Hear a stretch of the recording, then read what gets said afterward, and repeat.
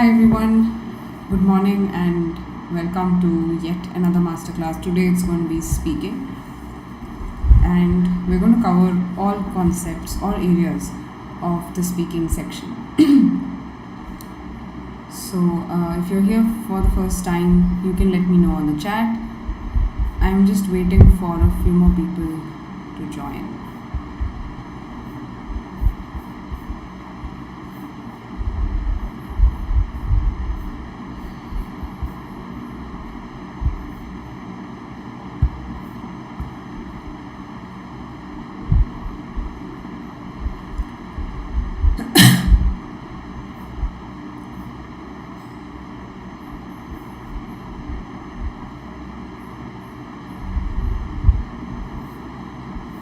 So if you are there and watching me, just leave a message on the comments saying that you are here.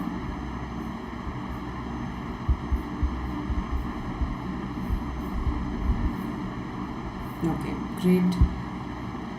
People are joining in. Leave a message on the chat telling if you're here for the first time.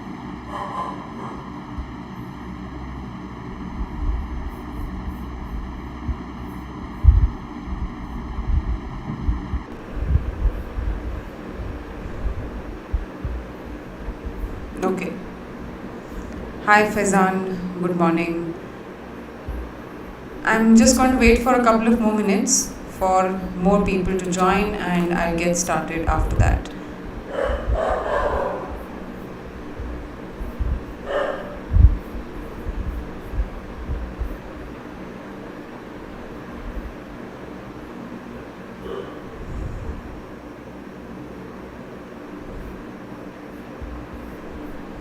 Okay.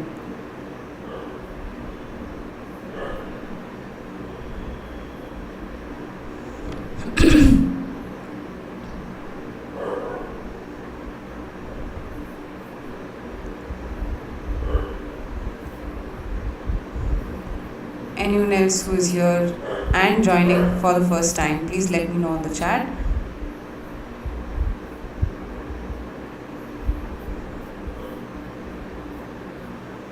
Okay. Okay.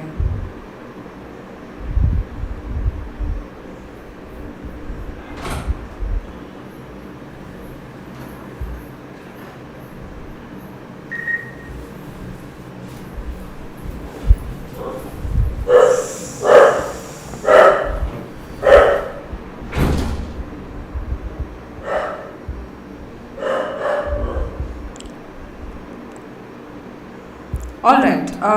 So we'll start, and you can also take a look at this recording if you leave in between or anything like that. You can take a look at this recording later on as well. Okay. So because this is everything about speaking, everything that you need to know about the speaking, let me start by talking about the exam format. Now, in your speaking test, there is an introduction part which is called part 0. And this is not evaluated. But the rest of the test, part 1, 2 and 3 combine together to make it 11 to 14 minutes of duration. And this test is conducted separately. So whenever you take the listening, reading and writing test, that happens together. The speaking test always happens separately. Okay, that's how it is. And part 0 contains these 4 questions. What's your full name? What can I call you? May I have your identity, please? Where are you from? This is what part 0 is all about. And part 1 is questions about you, questions about your life, talks about daily activities, interests and hobbies. And the whole part is about 4 to 5 minutes long. Okay? And there are more than 2 topics, sometimes 2 topics out of the ones that are mentioned here, or sometimes a little more. Okay, so the examiner will include another topics. Let's say they're talking about hobbies and interests, and the examiner finds that your answers are short, then they will include a 3rd topic. But otherwise it's just 2 topics. Okay, that's about part 1. And part 2 is an impromptu speech that will be given, and you have 1 minute to prepare on the topic. and then you have to speak for 2 minutes completely. That's part 2. Part 3 is a discussion on the theme of the cue card. So for example, if the cue card speech was about education or children or family, the topic of part 3 will also be around the same issues or the same themes. Great. So that's how the format of the test looks like. And if you're here for the first time, just try to understand that you are not evaluated on what your answer is. Let's say you are asked what are your hobbies. You are not evaluated on what your hobbies are. You are evaluated on how you speak and how you put together your thoughts and speak. That's what you're evaluated, more on the how than on the what. Okay? So this consciousness or this nervousness about what your answer can be, it should not be there. That no one cares about what your answer is. Okay? Now, moving ahead to a few insights about these 3 parts. Your part 1 and part 2, all these are questions about you, either in the short term or in the long term. Okay? And part 3 are questions about what you think of issues happening around you. Which is why your parts 1 and 2 will have to have examples from your own personal life, whereas part 3 will have examples from your general knowledge. And it's important that you extend your answers with these examples. You can't talk generally. It's good if you use either personal or other examples, say about things that are happening around you. Okay, so if you're clear about this, if you have no questions, we'll move ahead to talking about how you are evaluated in your speaking test, and then I'll tell you how you can improve each of these evaluation criteria so that you can reach a band 7, 8 or a 9. That's what we're going to do today. Okay, but are you guys clear about the format of the test now?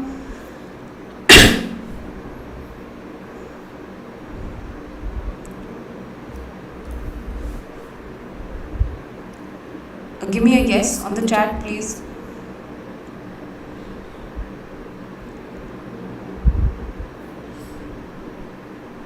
Okay.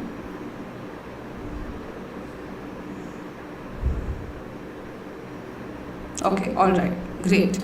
Now let's just understand how you are scored, how the scoring happens in your speaking test. So like I said, it's not about what your hobbies are, what your what you're saying as an answer, rather how you put it together, right? So you'll have to have length in your speech. That means you need to speak effortlessly. You need to show the willingness to speak at length. That should be there, along with having a good flow to your answer. Okay, so for example, you are talking about wearing a watch. Okay, the question asks you, do you wear a watch? That's the question. Now, in such cases, it is necessary that you say a yes or a no, whether you wear a watch or no, and talk a little bit about that watch.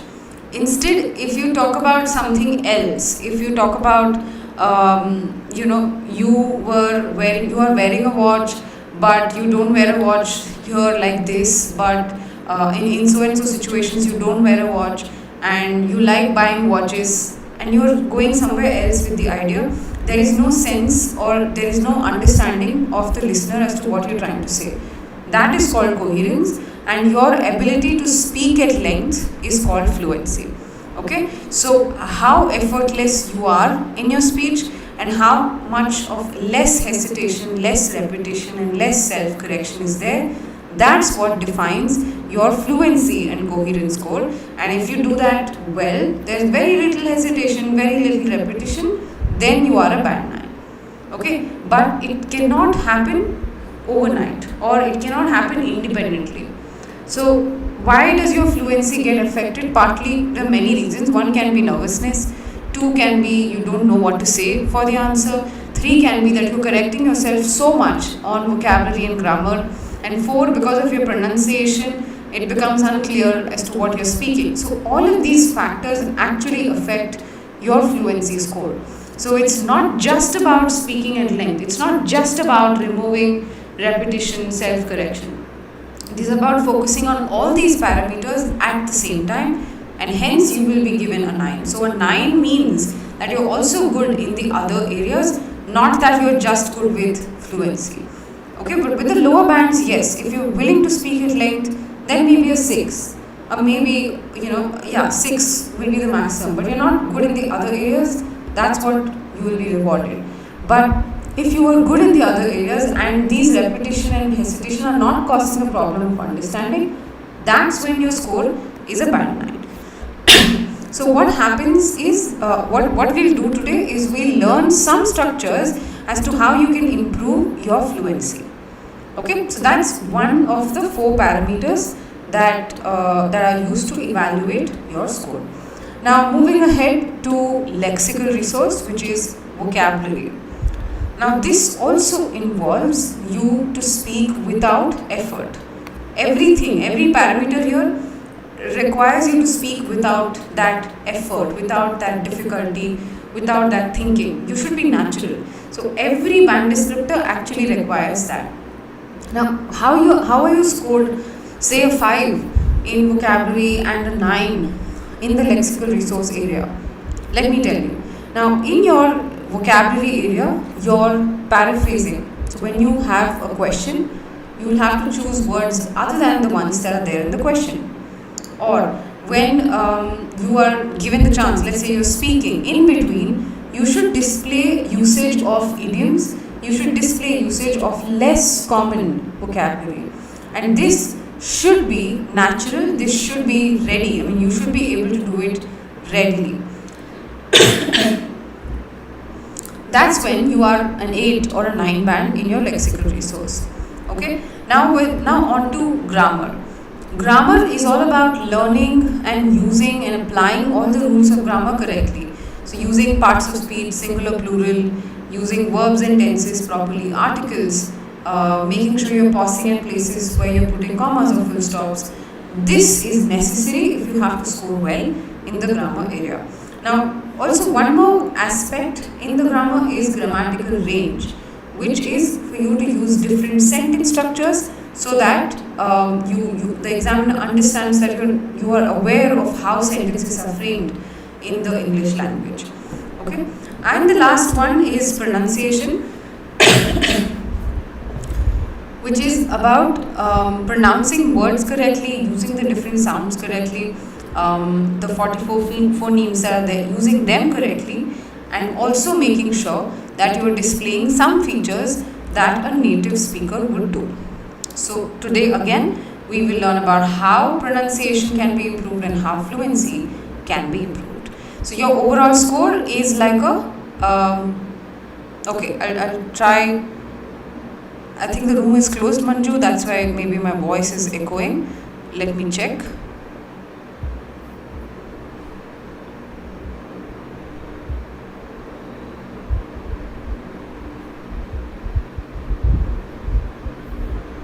Yeah. Anyway, so did you now understand? Yeah. Did you now understand the different scoring parameters in the speaking test? Yes.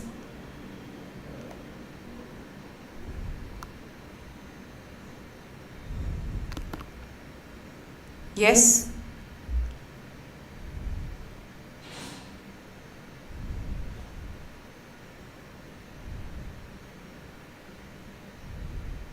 Yeah?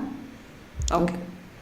Great. So each parameter contributes to 25% of your overall score, which means everything is equally important, and that becomes an average. I mean, the overall score becomes an average of your 4 band descriptors or the scoring criteria. Okay? Great. Yes. So let's understand how you can work on these 4 parameters and how you can improve upon fluency and pronunciation. I'll also talk or spend some time on vocabulary and tell you how self-practice can help you. Okay, so let's go parameter by parameter. So firstly, fluency. Now remember, the foremost thing in fluency is length. every part of the speaking test, part 1, 2 or 3, the most important thing that you need to display as a student is that you can speak, you can speak at length, you are willing to speak at length. That's what fluency is about. Now, if you are able to do that, if you are able to do that well, that means your score is at least a 6, assured. That's assured. So, if you have to tackle that problem of length and speaking without hesitation, you need to follow these structures. Like I said, you need by structures, I mean you need to follow, I mean that you should be able to display or use these structures to extend your answers. Now, if you don't use these structures and you're still speaking at length, it's totally okay. Alright, so someone mentioned that there is an echo, and that's mostly because my window is closed, so I'll have to open that so that the echo goes away. Give me a moment.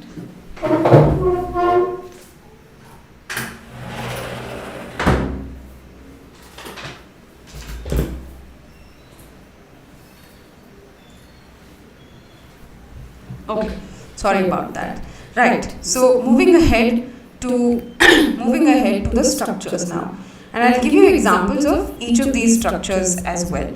So what you can do is, once you've understood these structures, it is necessary for you to practice these structures, okay, with example questions. So let's look at them one by one. Past, present and future. So this is a structure that you can use to elaborate your answer when you want to talk about the past, the present and the future.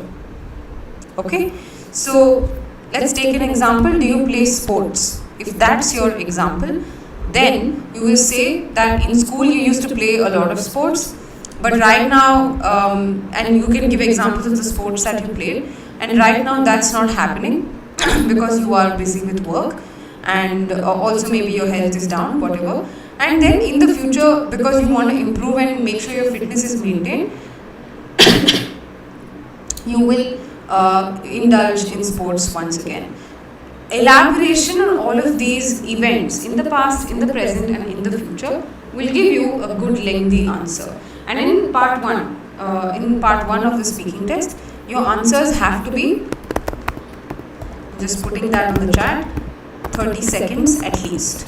Okay, the examiner will stop you if you speak at length and they want to move ahead to the next one. The examiner will definitely stop you, but you should speak at least for 30 seconds. Okay, that's past, present and future. Now, another way in which you can improve your length is good versus bad.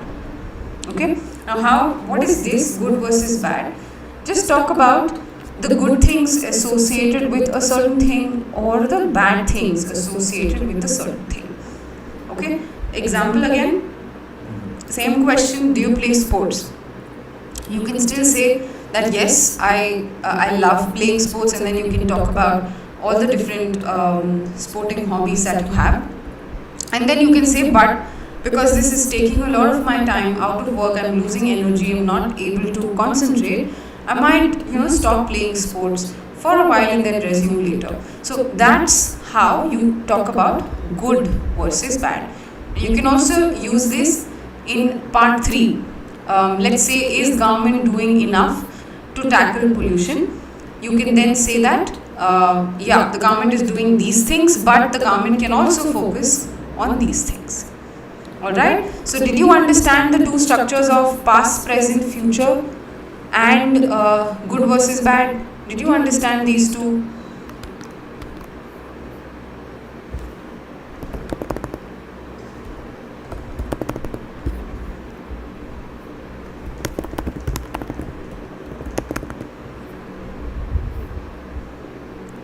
Okay.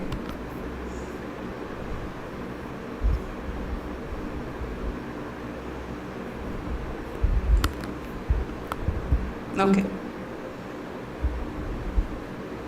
Great. Wonderful. Let's move ahead and understand more such structures. And remember that there is no rule that these can be only used in this particular part. You cannot use it in part 2 or you cannot use it in part 3. That's not there. You can use it in any of the parts of the speaking test. For example, in your part 2, you're speaking for 2 minutes. You can use these structures in between your entire answer. You can still do that. Okay? Okay, let's move ahead to the third one. Opinion, reason, example. 5W1H, ideal deck, and picture plus description. So with opinion, reason and example, it's just exactly what it suggests. So you give your opinion about the answer, you indicate a reason, and then you give an example. That's all. So let's pick a question again, the pollution question. Is government, is the government in your country doing enough to tackle pollution? Okay, that's the question. You want to say no, and you want to you want to elaborate on that. So when you say no, that becomes your opinion. Reason, because Delhi has the highest pollution rate, or Indian cities in general have the highest pollution rate. Okay, example, talk about Delhi, Mumbai, whatever, Bangalore, or just, and then indicate values of AQI, air quality index. And if you don't know, you can just guess that they're all above the required level, and this is how they're not able to do. And examples can be, more examples can be, vehicles are not coming down. Vehicles are, maybe the number of vehicles that you see is high. Then dumping of solid waste, that's causing problems. All of these. So you can give these examples to further elaborate and put forth your point. Okay, that's opinion, reason and example. Just take an example of a part 1 question. Let's do that. Again, the question is, do you like to do you like pets? That's the question. Again, yes will be your opinion, and reason, lovable, they're very lovable. Example of your pet or your friend's pet. Now if your answer was no, that you don't like pets, think why, and then give an example. Simple. Okay, that's how you use the opinion, reason and example. Right? Okay, I'm not sure if my screen is entirely visible. If you were able to see the changes that I'm making on my slide. Okay. Great. So, did you understand opinion, reason and example?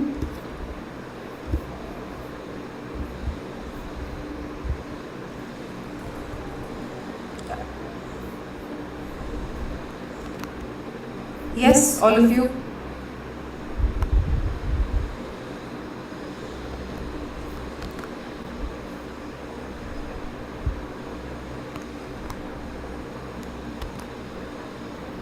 Okay.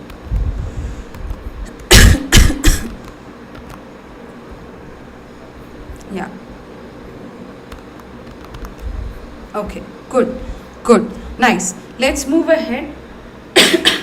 Let's move ahead to the next one, which is 5W1H. So what is this 5W1H?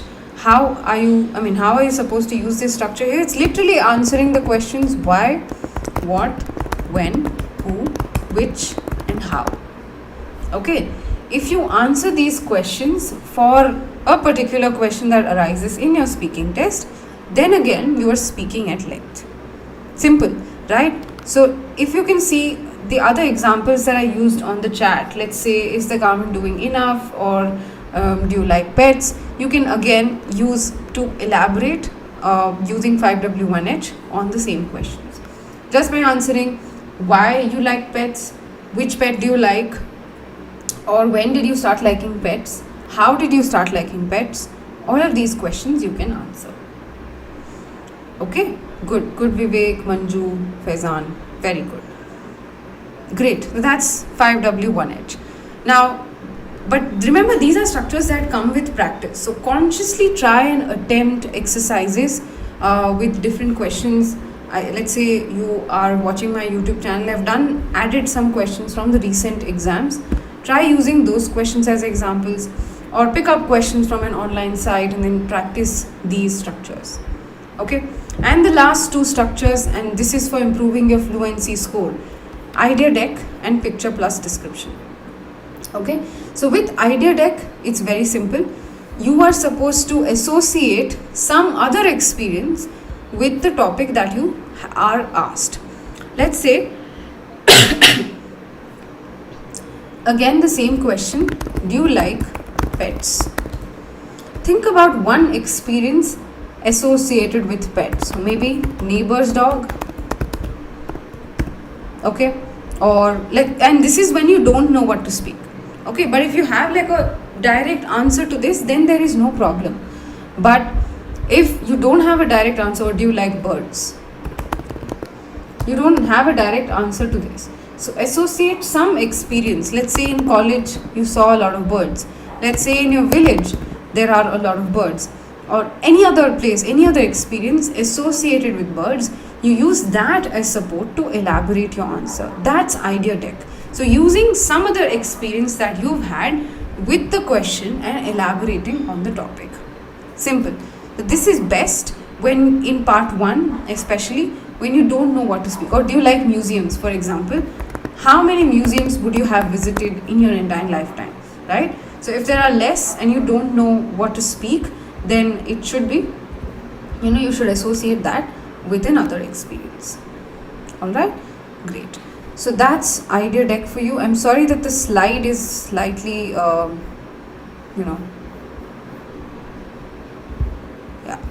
Hopefully now it will be okay. Great. So let's move ahead to the next slide. Sorry, the next structure and the last one for the day, which is this: picture plus description. And this is best used when, again, you are very familiar with the topic and you want to, let's say, describe it. You can't think of words. Just think about the whole picture. Think about people in that. Think about how that whole place looks like and use it in your answer. Simple. So how do you use picture plus description? Same question. Is the government doing enough for tackling pollution in your country? Think of a picture. Think of all the pollution that you were exposed to every day. Maybe your garbage dump yard, maybe the amount of vehicles, maybe the amount of dust, the amount of, untidiness that is there in your surroundings. All of that you can use to describe your answer. You can also do this in part 2. Picture plus description.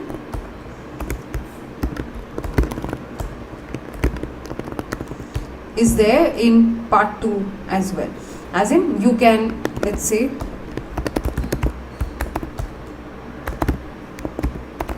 when you met a poor person. Talk about a time when you met a poor person. Obviously, you have that person's image in your mind. It's that's stored in your memory. Just dig a little bit deep into that and try to understand what happened that day, how you came across this person, who that person is, and all of this. Okay, that's picture plus description. So these are techniques that you can use to elaborate your answer. Is that clear to all of you? Yes?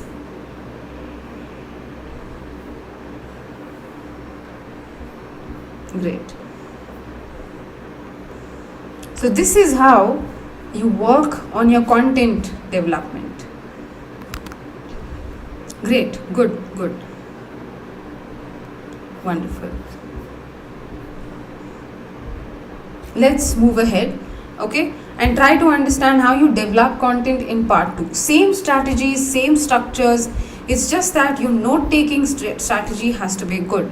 So when you're given the time to prepare notes, you should don't write full sentences, write words that will trigger you to speak more. Try to build a story and try to live with that story, live in that moment. Because if you are wondering about how this person is looking at you, how this person is going to judge you later on, that will stop you from speaking. So with part 2, just make sure that you are a little free. You are just speaking based on the memory that you have, and you're not thinking about anything else other than that. Okay? Alright. So I'm assuming all of you are clear with content development, because I'm about to switch gears and talk about vocabulary and talk about pronunciation a bit. So any questions? Are you all clear?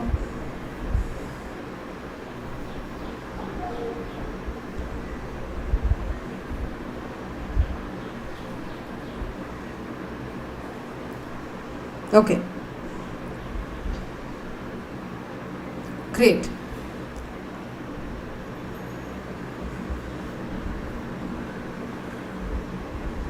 Fine. So let's move ahead and understand how you can improve your vocabulary. Okay, and then we'll come to pronunciation. Right. So with vocabulary, it is necessary that you are natural, right? And you're using less common words, you're using idioms. Now, how will that happen overnight? How will you use these how will you use these words or phrases naturally? How is that going to happen? It's not going to happen overnight. So you need to practice this exercise of getting spontaneous with time. You need to be spontaneous about the words that you use. You need to start doing that. Hence, you can try this with whatever question you are practicing, with any of these questions that you see, right? Think of the words and phrases that apply to this. Okay? And whoever is here, the 4 of you who are watching me, and anyone who's watching this as a recording, can think of words associated with pets, maybe. Think of some less common words. We saw lovable. We saw loyal. Right? All these are adjectives that you can use to describe pets. Or maybe untidy. The house becomes untidy with a pet. If you don't like pets, then that's one reason. Or allergies. You start catching allergies because of your pet hair. Examples again. Or bite the bullet is an idiom. So you can say that you didn't want a pet, you felt that the house will become untidy, but you bit the bullet and bought one and got a pet for yourself and adopted a pet, adopt a pet, breed. All these are words that are associated with the topic of pets. Now, when you do this and when you frame sentences, it becomes easy. Okay, do this with idioms also. Think about idioms also associated with the topic. Now, let's do the same exercise with pollution. If you're there, you can participate. You can contribute with words that are associated with pollution or pets. One of the 2 topics. Okay. Again, pollution, smoke, respiratory infections, allergies again. Okay, exposed to the smoke and the dust, solid waste disposal, that's improper, and landfill, like it's getting dumped in landfill. All these are good words associated with pollution. Odd/even. Delhi brought that rule but did not succeed much in bringing the pollution levels down. AQI is an index, and it means air quality index, and in some cities like this, there's so much, the levels of pollution are so high that it becomes a problem for people living there. Now, pollen is also a good word, right? All these are vocabulary, both technical and English vocabulary that is associated with pollution. So if you use these words to frame sentences, it just gets a little easier. Okay? So again, you have to do this as an exercise separately along with the one that I told you earlier, following structures. You have to follow these things separately. Okay? Is that clear? Everyone is clear now? Everyone who is watching this is clear? Okay.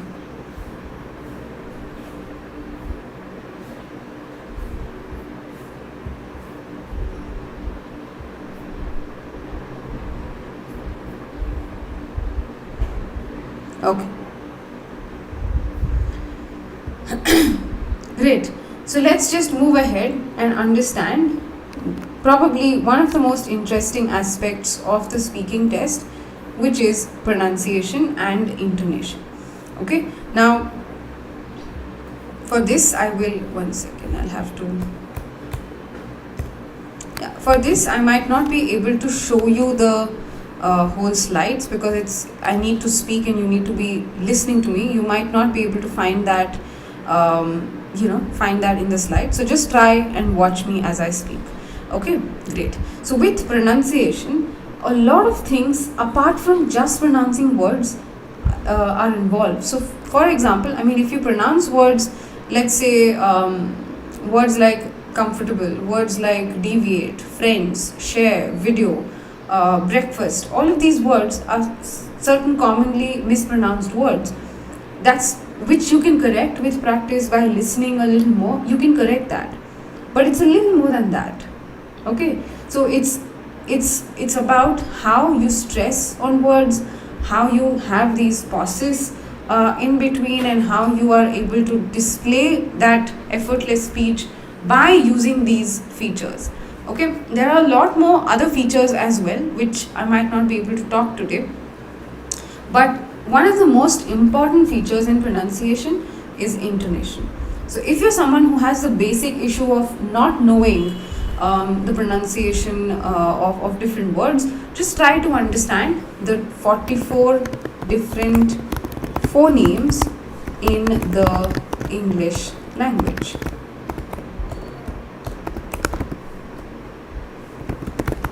Okay, right. So this you need to learn if you have to learn pronunciation of words. But a little more than that, like I said, is intonation. So what is exactly this intonation? What does intonation mean?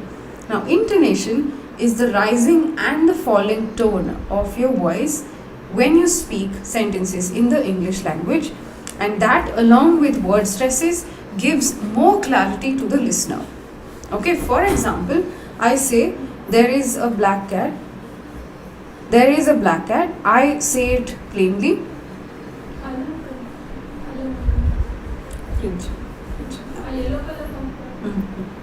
Yeah. So yes, sorry. So there, when I say plainly that there is a black cat, it does not give clarity to you about what I'm trying to say. But when I say there is a black cat, I'm trying to stress on the fact that listen, there definitely is a black cat. Or for example, so for example, you say there is a black cat. Again, the word black is stressed, which means that it's not a brown cat, it's not a grey cat, it's not a white cat, it's a black cat. So when you stress on these words and when you kind of indicate that this is what you want to convey, your pronunciation score improves.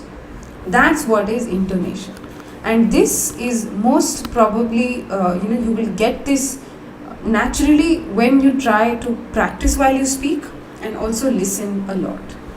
All right, okay. So what I'm going to do is I'm going to add this PDF on the I've sent this PDF to some people who have done well in the quiz. So I will share the text on as a message on WhatsApp, and you will try to do these exercises by reading on your own. Okay, so when you start doing that, you will be able to understand what intonation means. So let's just take an example, and I'm going to send a piece of text on this chat, and the rest of the ones you can do as an exercise. Take a look at my message. Okay,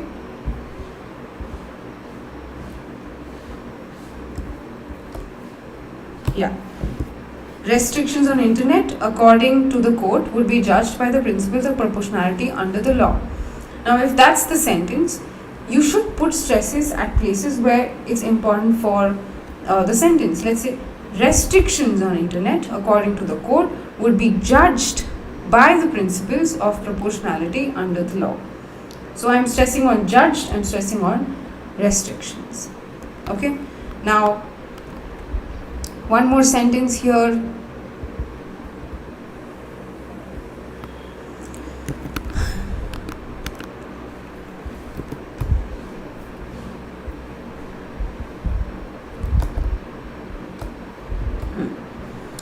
Accordingly, the court directed the J&K administration to publish all restrictive orders within a week, be it letting people gather or on internet availability.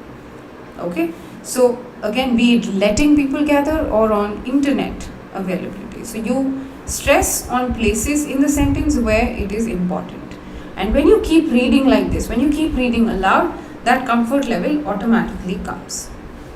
Okay, so in my paid coaching programs, this is exactly what I do. I teach all of these aspects that you learned, and I give you practice on all these areas. And when you are evaluated on your answers by me, again, as a part of my paid coaching programs, I make sure that I correct you on all of these aspects and tell you why you were scored a 6 or a 5 or an 8 or a 9.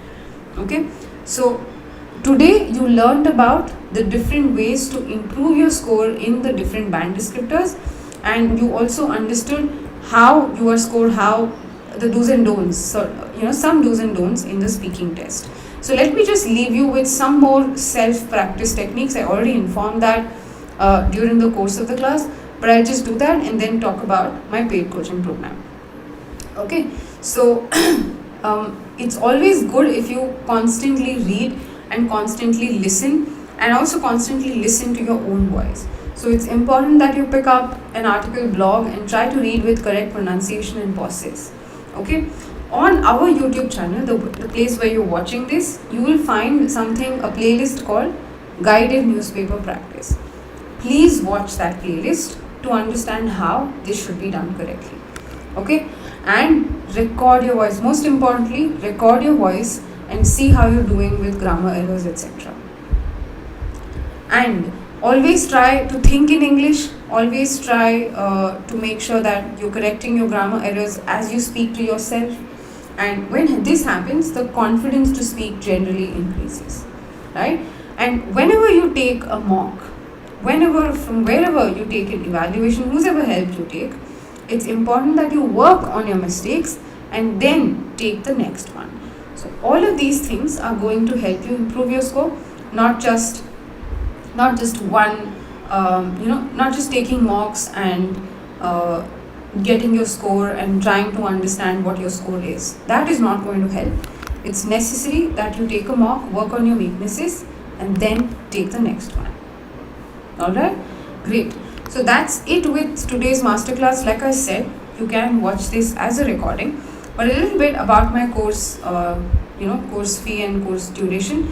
It's a 2-month course. You have 1 month worth of live classes and 3 weeks or 1 month again for using the evaluations. Classes happen twice a week, Tuesdays and Thursdays, on all sections of IELTS, including grammar, and there are 10 evaluations in total, right? So apart from this, you get practice exercises, and we make sure that the number of students is always less, which is why the course fee is 4,999 for the whole duration of 2 months. Now, if you wish to express interest here, if you want to be a part of our paid coaching programs, I'm leaving you with the link to admissions form. You can fill this form up and express interest. So this contains details about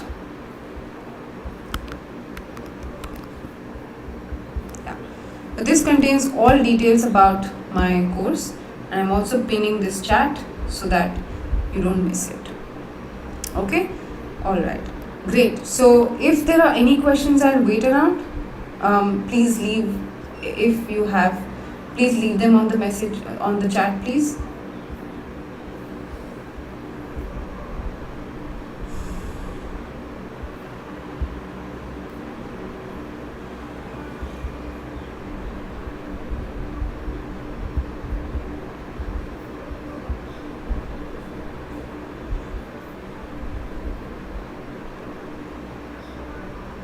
Okay, fine, no problem. If there are more questions, you can obviously leave them here on the comments and I will answer them as I get them. Great, so it was nice having you this morning. I hope you found this class insightful. I'll see you in another masterclass on Sunday. It's going to be on another section. Okay, alright, bye-bye, have a good day.